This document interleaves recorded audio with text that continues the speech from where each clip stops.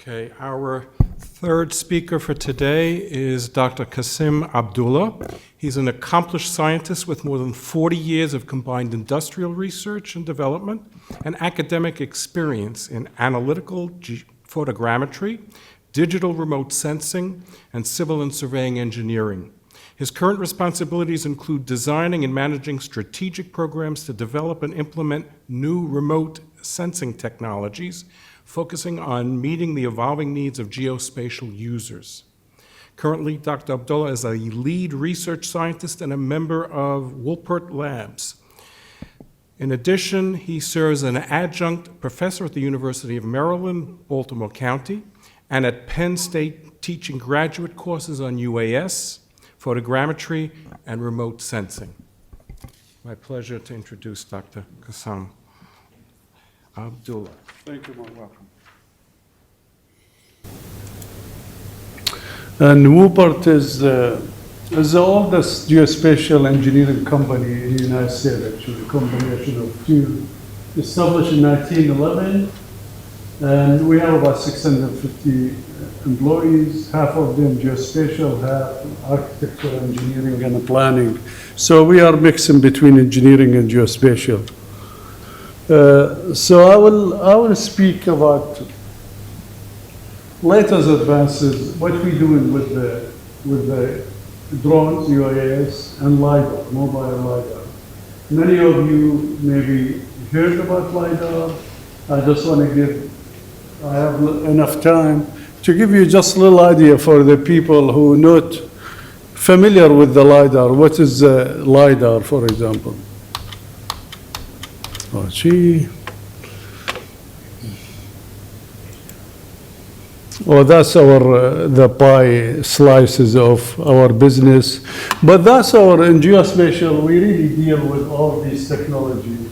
We have aerial mapping, imaging, mobiles. We have terrestrial LiDAR, bathymetric LiDAR, GIS, surveying. That's the core of the geospatial section of Woolpert.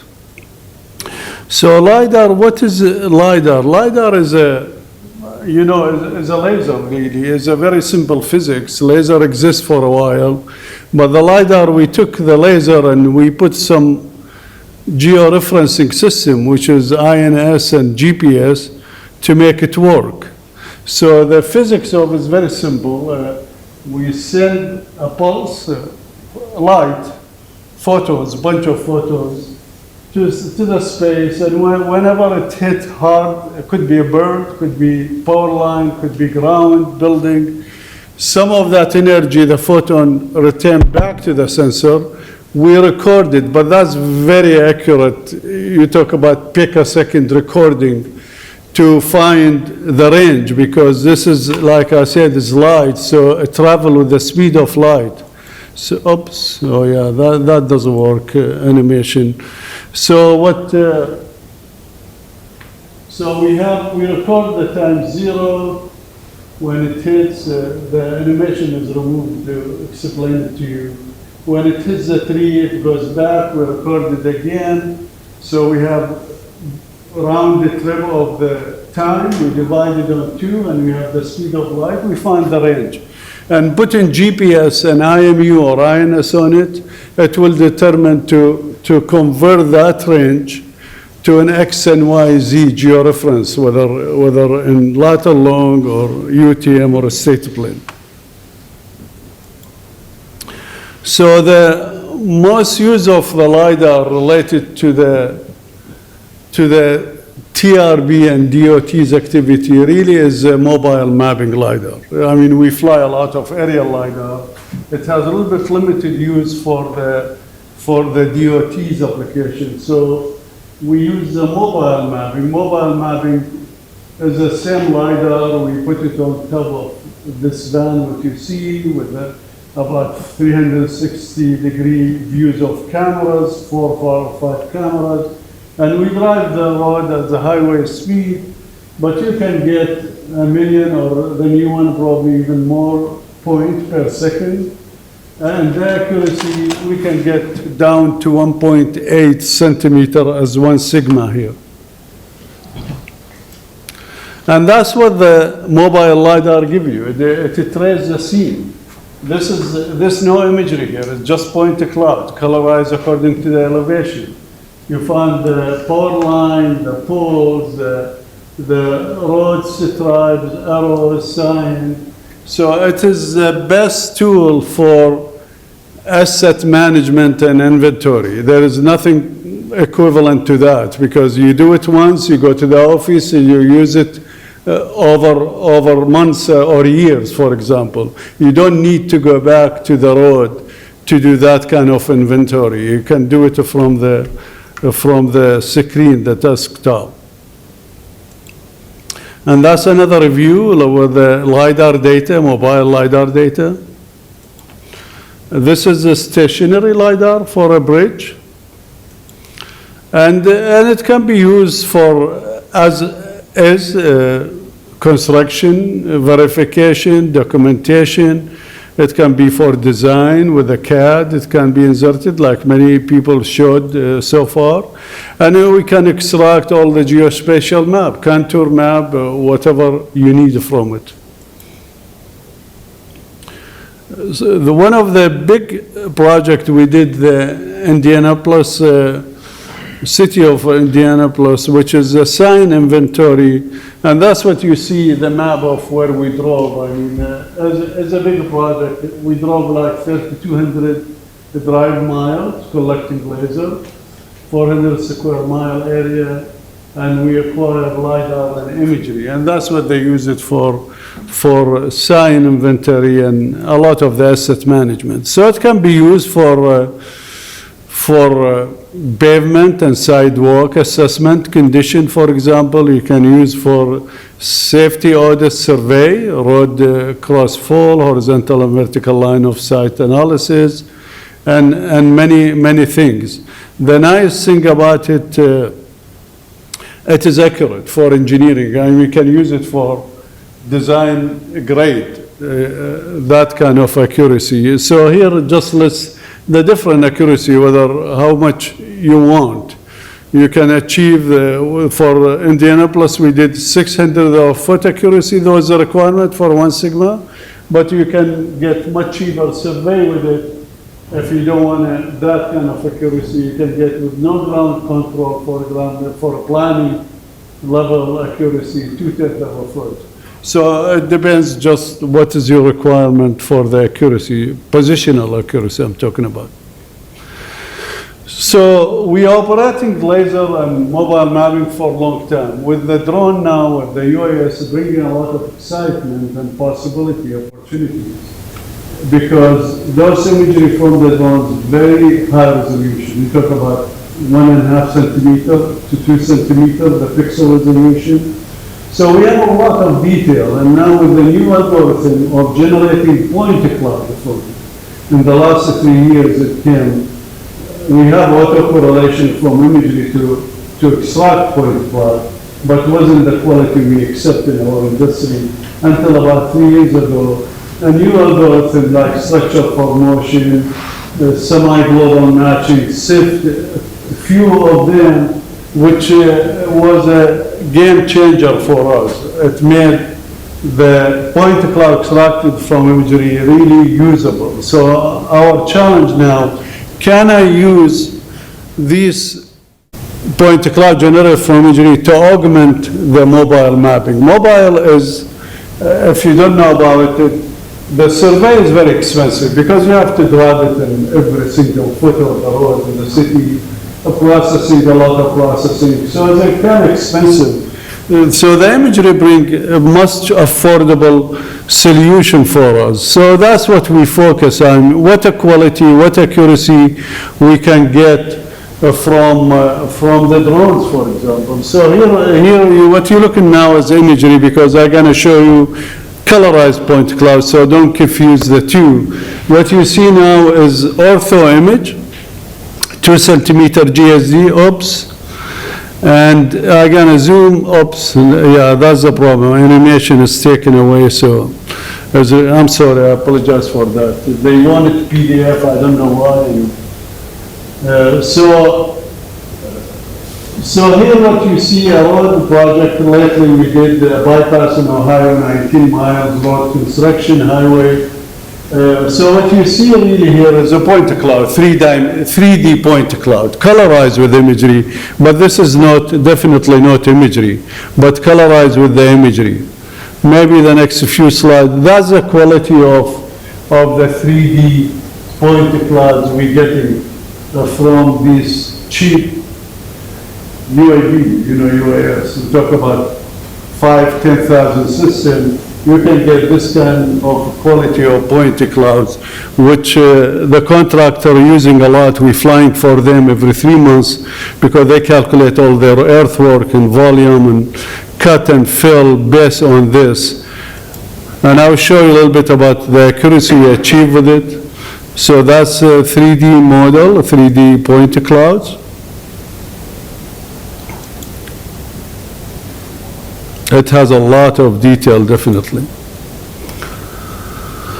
So we go back to the question, can point cloud, like the one you just saw, match what we getting from the LiDAR? LiDAR is a workhorse for the industry. I mean, a proven technology, very accurate. But now with this kind of imagery, can we match that? So what we did for accuracy verification, we did a few projects just to verify that accuracy. So we have, that's our headquarters in Dayton, and we have about 50, 60 ground checkpoints on the site. We flew our UAS on it, and we produce point clouds and ortho imagery, and we study the requirement for ground control, because we need to answer that question. If I'm going to fly a corridor, how often do I need the ground control? Ground control, if you're not familiar with photogrammetry mapping imagery, we need some survey point on the ground before we fly, because that's we use to calibrate the imagery, to do the aerial triangulation. So, but we need to know how thin or how thick or dense, how frequent this ground control we need to put it, because it's expensive, it's a safety issue. So here what you see, different configuration. The upper right is only 4 points. You find on the upper left is more than A and C. B is missing, but C we did it without any ground control, just the airborne GPS holding the camera. And D, we put beside the 4 corner, one in the middle, and so on, increasing just to see how that affects the accuracy of the product we are producing. So what you see here, and we're focusing on the root mean square error at 95%. So the scenario A, B, C, D, E, F, G, you see like we hitting an E and F, we're hitting about 2/10 for the elevation, the vertical accuracy. This is the RNSC, almost 1 sigma. We're hitting about 2/10, 2.25. So, but that's not good for design grade. Design, we're gonna need 0.15, for example. So the question, can we meet design specs or grade, for example? Probably, because this project we flew to 350 feet AGL above ground. If we flew it at 100 or 150, probably we're going to have better accuracy. And we did just now, evaluating the result. I think we are hitting it actually from what I'm seeing now. So this is Ohio DOT specs. They're class A, they're asking for 0.16 foot, which we missed it, we can't meet it. But we can meet the class B, which is 0.23, for example. That's for the vertical. For the horizontal, I think we met all the classes, the class 1 and the class 2, because the class 1 is 3/10 of a foot, and we are meeting 2/10 all over the place. So we don't have problem horizontally, but the issue is vertically. And that's all I have, because I was told I have only 12 to 15 minutes when he wrote to me, so I limited the slide. Question? By all means, I understand you have a question. We're very patient. That was a while back. I'll have to think about whether I still have a question. Any other questions? Thank you very much. Round of applause.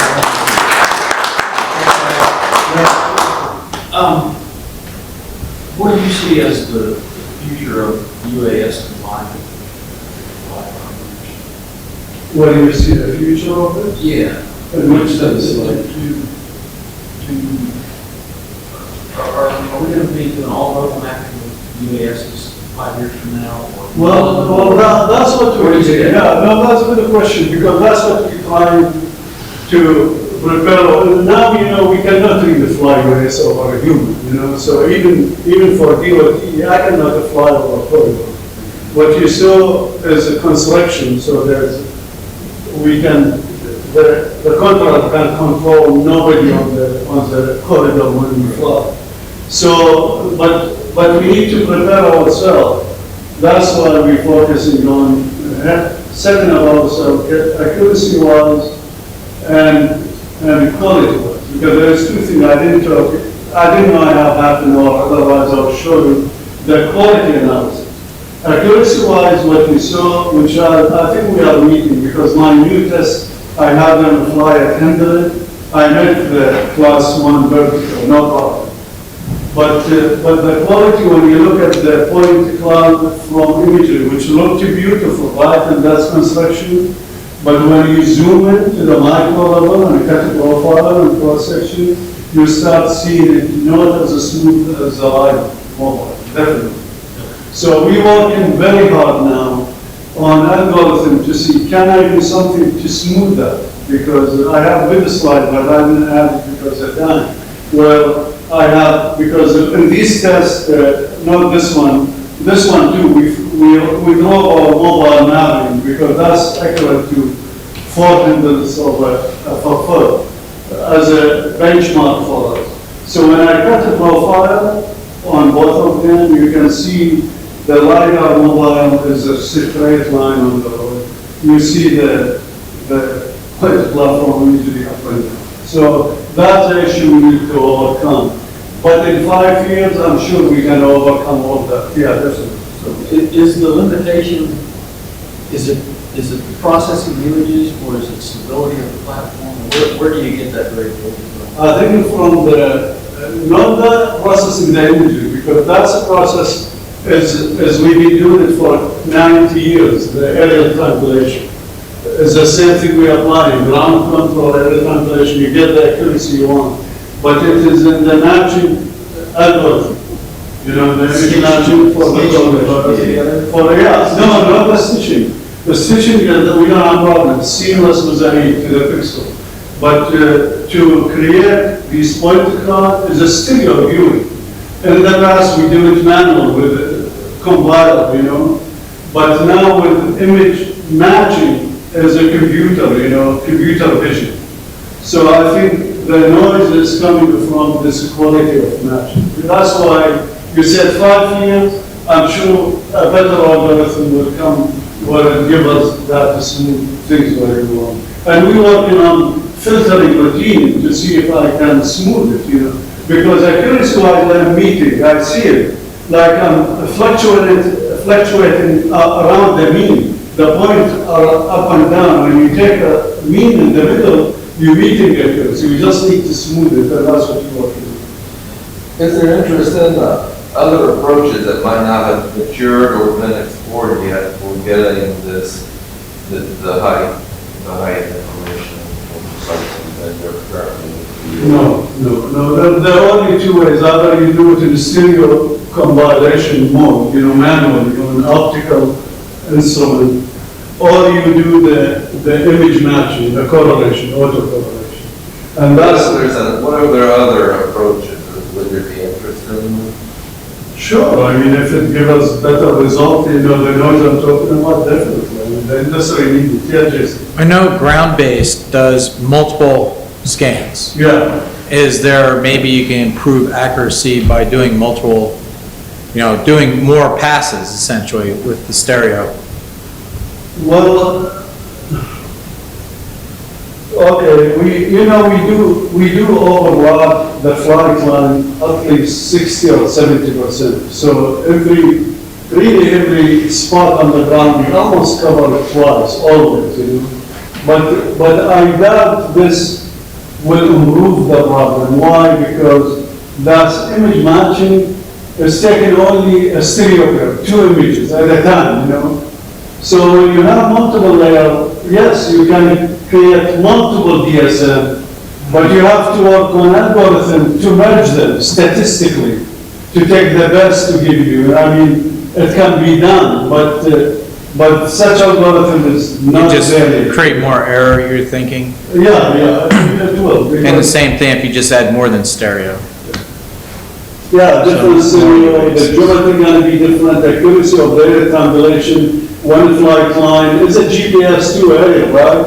Or you might have GPS problem in one line, you don't have it in the other, so each stereo pair gonna give you different quality, different accuracy. So when you merge them, you're gonna see more differences from what I'm seeing from one flight line.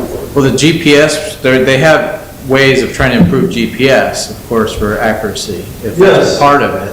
You add INS, of course, a big INS is not going to fit in a Well, small all the UAV, but, systems we fly, they have INS, but Okay. cheap one. yes. Cheap one because the INS you're talking about, the grade we need, which we use in our regular business, aerial camera, the $1.5 million camera, or LiDAR, the $1.5 million LiDAR, that has a INS like $220,000. Yeah. The INS on these, you're talking about a few $100s. So is the camera, so is the GPS. So everything cheap, so it is impressive you get this kind of result from Yeah. a system costs $10,000 versus $1.5 million. Yeah. But you're not really concerned with the accuracy of the position of the UAS anyway. You're doing all the correlation. No, but the other correlation, You'll get you. you have to have the geometry of each frame, X, Y, Z, and all of each and every determine accurately. When it was taken. Huh? When it was Well, taken. yeah, the moment Yes. of exposure, Yep. but that's the aerial tabulation. We take all the imagery, we triangulate it to fix the geometry for the instant of Take a exposure, frame. what the camera was doing. Without having that, you're not gonna get accuracy. So that's taken and put into the point cloud. So the point cloud has two problems, the geometrical accuracy from air triangulation, but like I said, this we overcome, we can control that with good ground control, good bundle block adjustment. The other issue which we don't have control now is correlation algorithm, that's what I think causing this noise. So there is better approach, I think the industry will love it. Yeah, it seems like drones are becoming more common now, recreationally as well as commercially. Sure. But as that happens, it seems like the list of places where they're restricted is growing longer and longer. So like you can't fly them within 25 miles of DC, you can't fly them in national parks, et cetera, et cetera. So how do you see that playing out in Well, the next few years? yeah, we are in a much better shape, and this year than we were a year ago when they issued, the new ruling, because before we were secret, we can't do anything.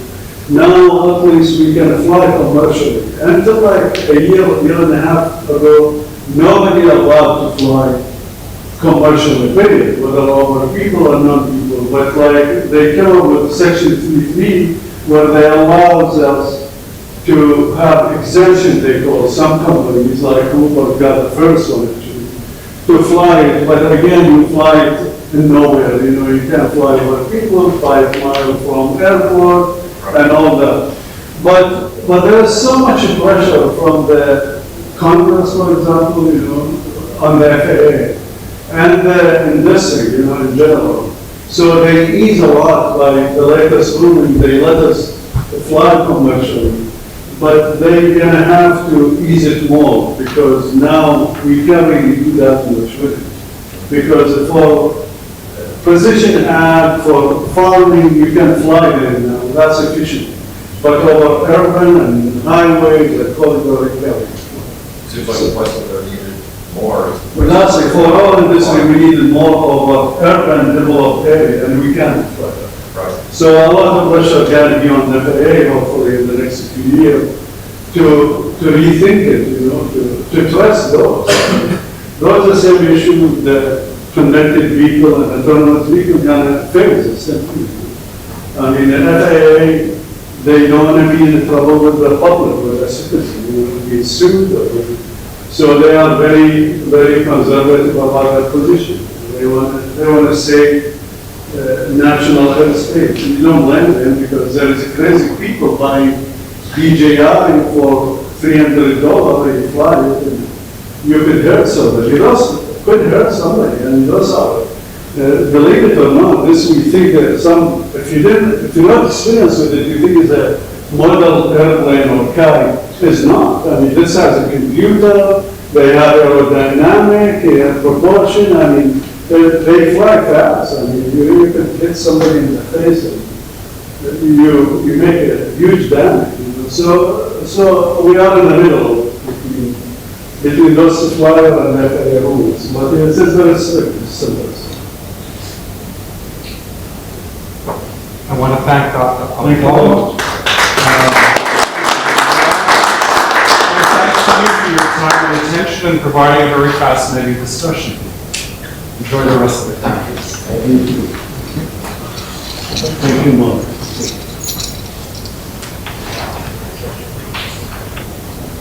Thank you.